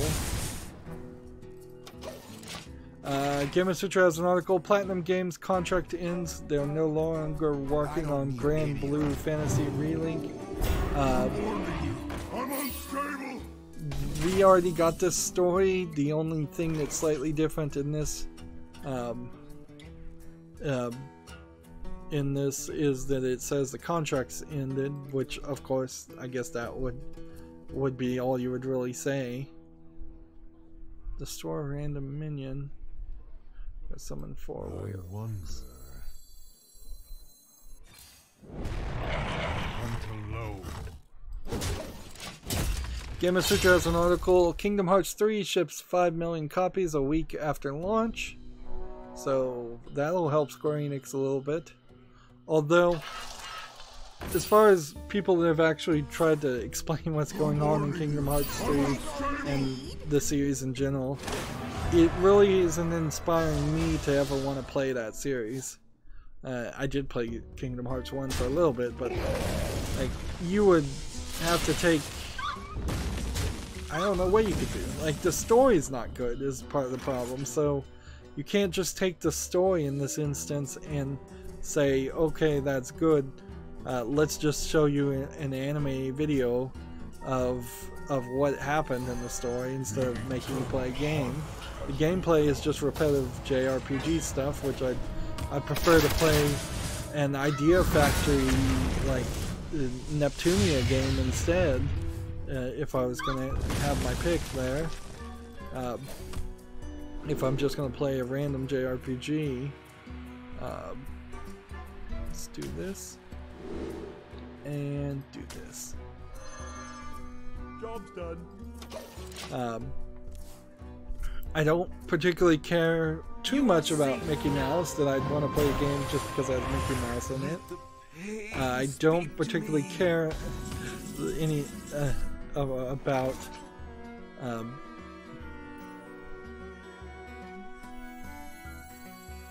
like I don't particularly care about Final Fantasy-esque characters, so I don't think I'd want to do anything there. Alright, is that a 10? Yeah, it's gonna be straight up a 10.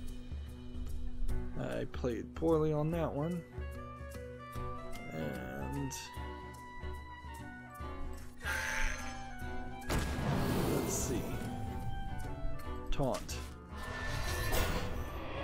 And we just gotta play this and hope it kills this guy. Got lucky. 50-50 shot.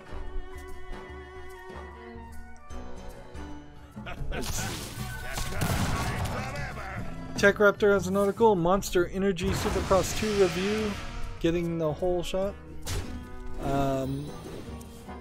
This looks like a Supercross bike racing game with realistic graphics. It's not really what I would have thought it was good. It would have been by that name. I would have thought it more would have been of an arcadey, more fun-oriented experience, right? Or more cartoony experience is, I guess, what I'm trying to say. All right.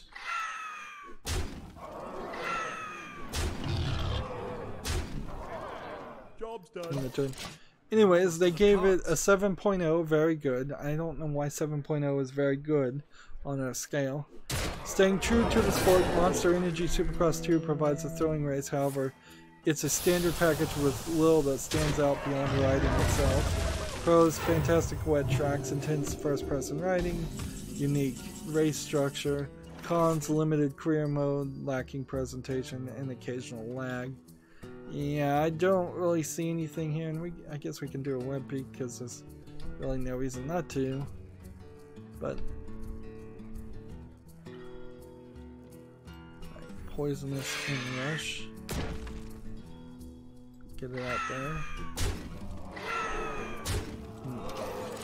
So yeah, here's what the game looks like. And nothing particularly unique here. Just like a motocross racing game. Okay.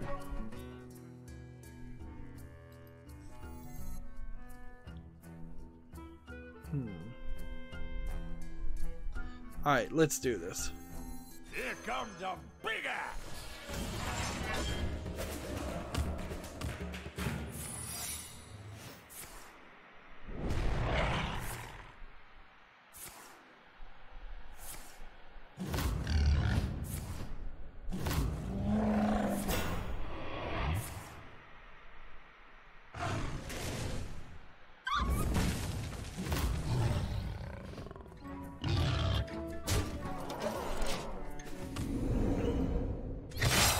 So either this guy is playing Mechathon against me, or he's just screwing with me. What's this?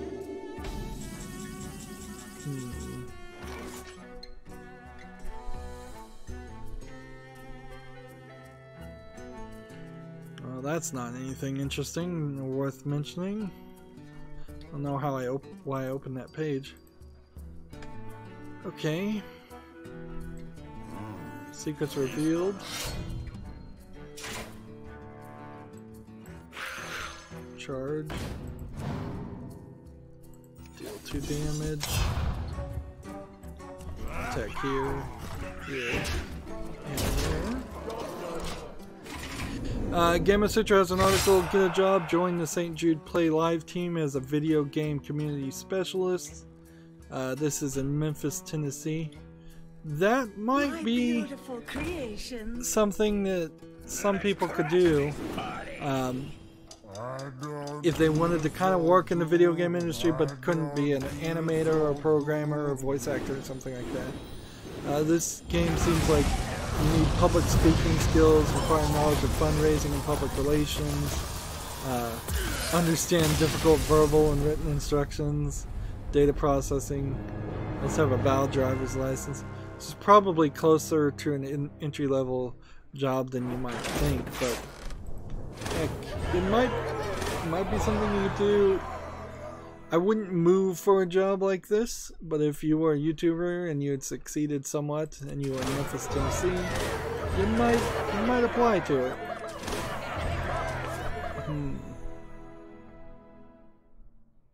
Alright, so I believe that's everything. So let's just play one more game. And we won, so let's ride the streak and continue to win.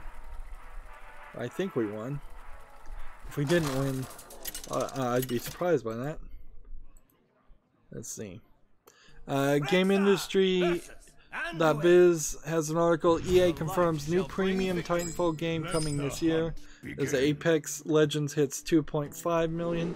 I think we reported on an article that was a day earlier that said they had hit 1 million, so it's still growing very strongly. I bet it might be up to 3 or 4 million right now. As Apex Legends hits 2.5 unique players, EA revealed that Respawn will develop a, quote, truly creative take on what Titanfall is in a premium context. Which I guess means that they probably did have Titanfall 3 in development after all. So I don't know why you would really not just say that at the beginning. I guess maybe there was a slight feeling that if Apex Legends just failed miserably in the first attempt in the launch, that they would cancel Titanfall 3. But if they have it already close enough where it'll be finished by this year, that's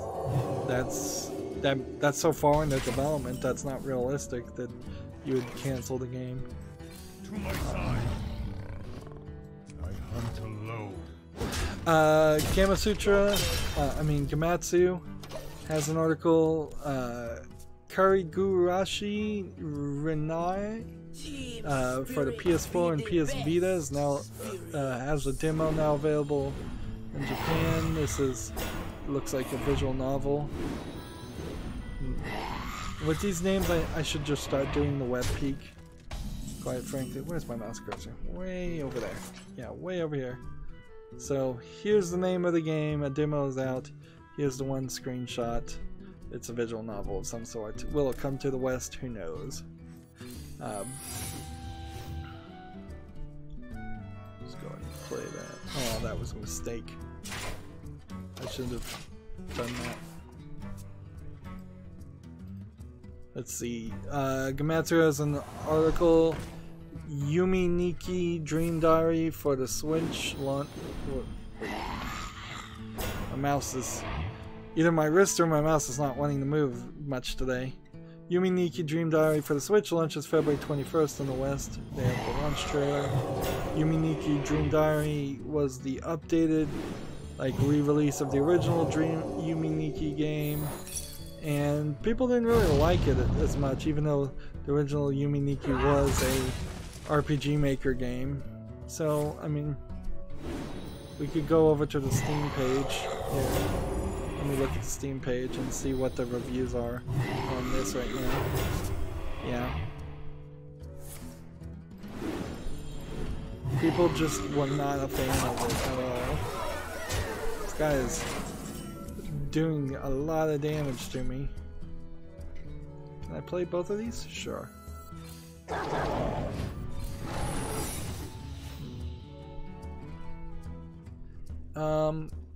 Do we want to do some damage here? This guy is hankering to, like, clearly he's working towards doing something. Changing his health to his attack position. Job's done. So yeah, here's Yumi Nikki Dream Diary.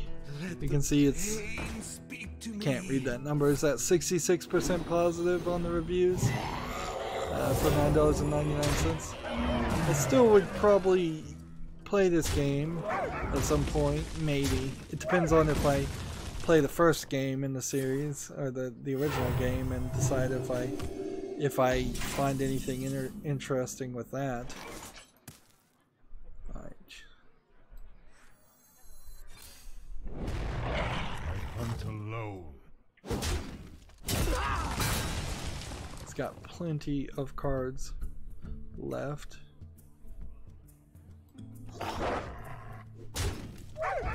Job's done.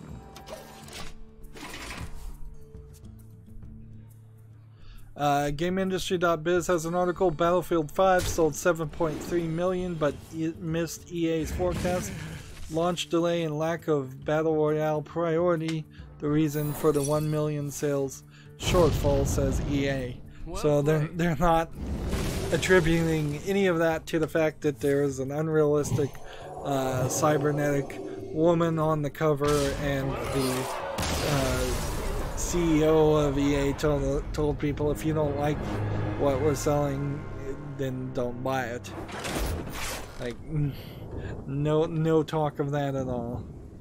7.3 million units, I think probably a significant of that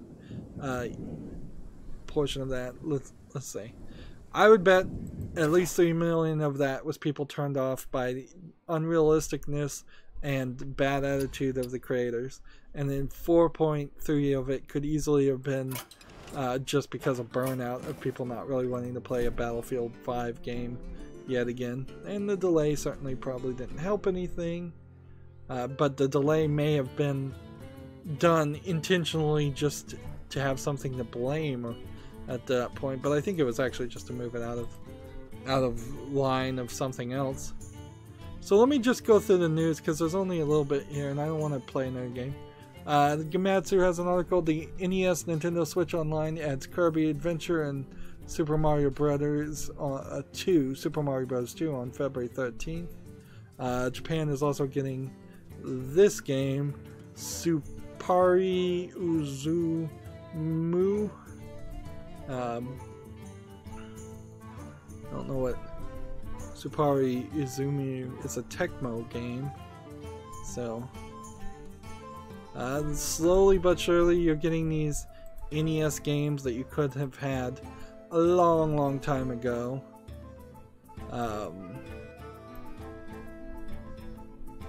Let's see. We don't really need to talk about OpenCritic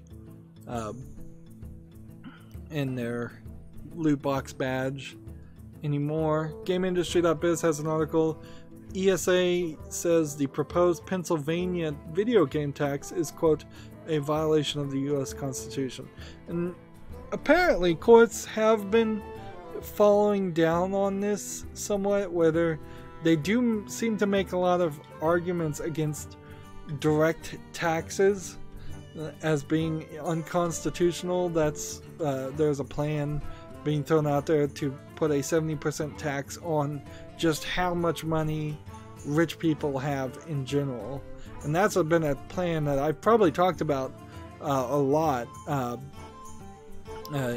I probably mentioned it several times over the last few years, where it was just like 100% tax on every dollar you have over $1 billion. So all money that above that just gets taxed. Or sometimes I thought maybe you do 50% of all your money over $1 billion. So slightly different plan. This proposed Pennsylvania video game tax is a 10% tax on mature and adult rated games, revised after death in committee last year. This specifically will not stand. As a sin tax idea, it won't stand because there have already been court cases that have said this does not work. It's not constitutional because it violates the freedom of speech clause, the First Amendment of the Constitution. It's saying that the U.S. government has the capability to tax things they don't like in an art form while not taxing other things. So Pennsylvania could put a 10% tax on video games. Nobody's going to really argue that, or very few will. But they can't put a tax on violent video games, they can't put a tax on mature video games, they can't put a tax on adult rated games. Particularly since the ESRB is not a government organization, so that would be weird in the first place. And this has happened multiple times already. It's been knocked down, so it's a waste of taxpayers' money to be paying congressmen in Pennsylvania, in the Pennsylvania Congress, to make up these taxes and these laws. Or if these are city taxes, it's a waste of your taxpayers' money to be paying city officials to make up these taxes. The only thing I think is you could make an argument that there's alcohol taxes and there are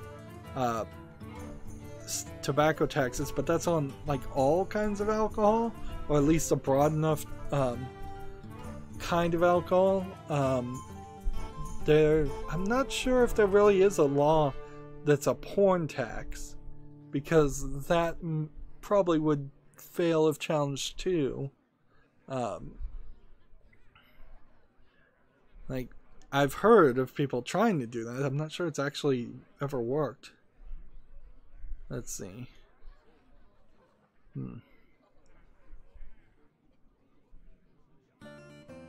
And this is just the same old. Here's a quote. Numerous authorities, including scientists, medical professional, government agencies, and the U.S. Supreme Court found that video games do not cause violence. We encourage Pennsylvania legislators to work with us to raise awareness about parental controls and the ESRB video game rating system, which are effective tools to ensure parents maintain control of the video games played in their home. I wouldn't phrase it that way. I would say played by their children, because that opens the door to the thought, oh yeah, they're going over to their friend's house and playing M-rated games, which is not happening very often.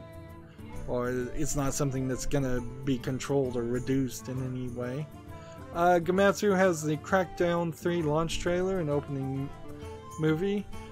Terry Crews being the voice actor and basically the likeness that's being used in Crackdown 3 is interesting. Terry Crews, of course, came out and said he was sexually assaulted or harassed by at a random party by like a Hollywood type person. I don't know the full story. I don't remember it. That kind of made some weird heat. I wouldn't immediately call it negative heat, but weird heat nonetheless for him. But he's been, I think, mostly silent. Wow, that's not how I meant to phrase that, but he hasn't really been in the news much about that, so I think nobody's going to really remember that as they're enjoying Crackdown 3 on the Xbox One and PC on February 15th. I've been watching Brooklyn Nine-Nine, in which he's on, and he's still very funny on that show, and I'm still liking it. Variety has another article talking about the Pennsylvania lawmakers' debate to do a sin tax on video games. So if you wanted to read the Variety article, this is House Bill number 109, and it will probably not even make it out of the House, but shouldn't, like, a lot of these legislators should not be wasting government time putting out these bills that will never succeed, and they know they will never succeed, and it's just virtue signaling for politicians to get people to vote for them. A website called TubeFilter has an article. YouTube hits 2 billion monthly users as the number of channels with 1 million subscribers doubled last year. That doesn't really mean anything to me, though. Gamma Sutra has an article. Vivox's coming software development kit will bring text and voice chat to the Nintendo Switch devs. So anybody that uses Vivox's software will actually be able to allow text and voice chat in their games. It's not platform wide though, so some games will have it, some games won't. And it's worth mentioning that that Fortnite developers Epic just bought Vivox. This was probably already in the works, clearly the SDK for Switch, but that's more money.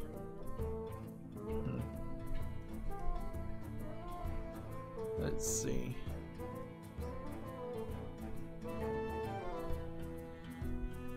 Is there anything? Some kind of third-party store called Hatch has come out and worked with Docomo to bring games to Japan. Let's see. Hatch receives minority investment from Japan's leading mobile operator as part of a collaboration to bring the 5G cloud gaming revolution to Japanese consumers. I can see in Japan streaming games working a lot more than in other countries. Sorry, this is not showing a lot right now. Trying to wrap up here. There's only 2 more tabs. TechRaptor has an article. The Witcher writer has been offered extra compensation from CD Projekt Red, so I imagine he made a big enough stink to get some money out of it. It was last year he demanded a further $16.1 million in royalties for the series book which he worked on. At the time, CD Projekt Red rejected the demands, saying the demands were quote, the demands expressed in this notice are groundless, end quote. But I imagine CD Projekt Red wants this to go away before Cyberpunk 2077 comes out. So,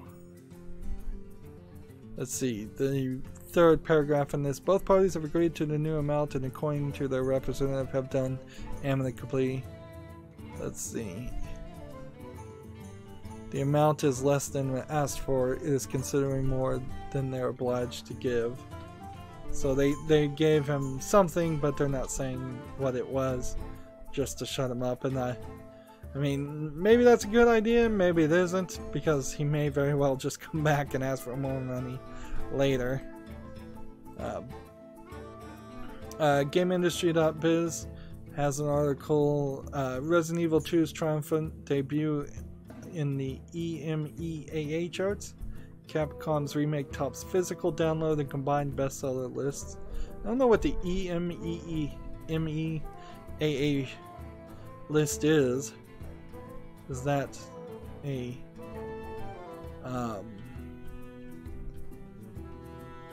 let's see, I guess this is the Interactive Software Federation of Europe, so this must be European media or something. So yeah, it's the list here is Resident Evil 2, then FIFA, then Call of Duty, Grand Theft Auto 5, New Super Mario Bros. Deluxe, Red Dead 2, Battlefleet Gothic Armada 2, never heard of that game, Super Smash Bros. Ultimate, and then Ace Combat 7. Apparently, Ace Combat 7 is very anime with its storyline, and that's where the cutscenes were certainly interesting me too. And then 10 is Rainbow Six Siege, which that's been around on the list for a while. Let's see. Yeah, this is quite a breakdown of, like, digital sales include all of these places, and physicals include all of these places. So it's not just Europe though. The United Arab Emirates is not in Europe. South Africa is not in Europe. Turkey's not in Europe. Russia's, I guess maybe you'd say Russia's in Europe. Saudi Arabia's not. So it's like a combined everybody everywhere except for the United States and the Americas list. Interesting. These charts come and go.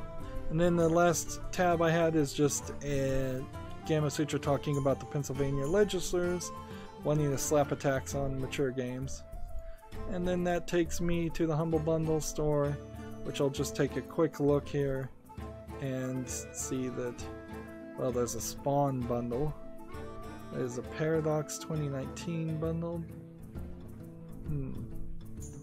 Alright.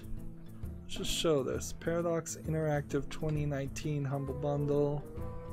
You have Age of Wonder, Darkest Hour, Magicka 2, Crusader Kings 2 for $1. Probably not a bad deal there, but I'll probably skip all that. Then Age of Wonders 3 if you pay more than the average, which is right now $6.46. You get an expansion to Crusader Kings 2 in Europa Universalis 4. If you pay $12 or more, you get Steel Division or Age of Wonders. And if you're going to pay $12 or more, you should wait till the last second so you don't raise the average price. Magicka 2 Deluxe Edition DLC, Europa Universalis El Dorado DLC. So yeah, not anything amazingly interesting on those on that offering for me. Like, none of those games are anything that I'd break down the door to play. And while we're going through it, because you know Friday's not going to be any better with news than today is, let's look at my Twitter feed. You know what? No, I'm not going to do this. I've already made you sit and watch this for too long with no content. Let's end this stream. That's it for this recording and this stream. As always, I ask you to like, share, subscribe, comment, and watch every second of my videos. If you want a friend or follow me on any social media sites, there's a whole bunch of links down below in the description box. And if you want to support me even further, there's a link to Patreon, or you can friend me on Steam and gift me a game off my wishlist.